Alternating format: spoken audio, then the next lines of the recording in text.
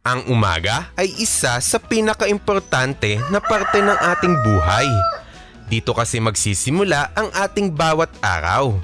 Kaya naman kung sa umaga pa lamang ay matamlay at tatamad-tamad ka na, malaking epekto ito sa performance mo sa buong araw.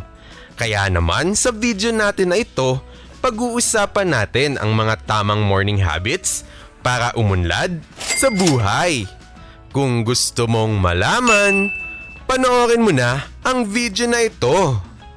Mga ka-whiteboardpreneur, welcome to Marketoon. Usapang negosyo at kaperahan.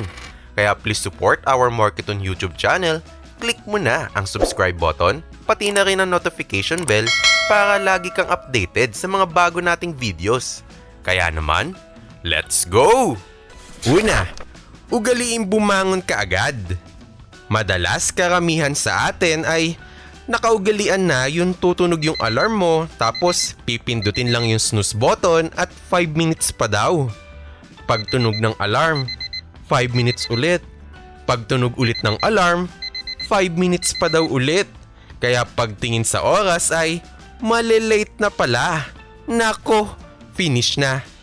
Yung iba naman, madalas na habit sa umaga ay cellphone ang inuuna.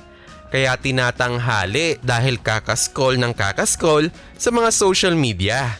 Instead sana ay marami ka nang nagawa. Kaya tanggalin na itong mga hindi magandang habits na ito sa umaga at bumangon na kaagad para maging productive ang iyong araw. Sabi nga sa isang quotes, every morning you have two choices. Continue to sleep with your dreams or wake up and chase them. Ikalawa, ugaliing magdasal, magpasalamat at humingi ng gabay sa may kapal. Yung nagising tayo sa umaga ay napakalaking biyaya na sa atin ng Panginoon. Kaya naman unahin natin siya. Magdasal at magpasalamat tayo sa panibagong araw ng ating buhay. Humingi rin tayo ng proteksyon sa araw-araw at gabay para maabot natin ang ating mga pangarap. Ikatlo, pasiglahin ang umaga. Mag-ehersisyo at kumain ng masusustansya sa agahan para sa mas malusog at malakas na pangangatawan. Sa buhay, hindi dapat puro pagsusumikap lang. Para maabot natin ang ating mga pangarap ay kailangan natin ng malusog na pangangatawan.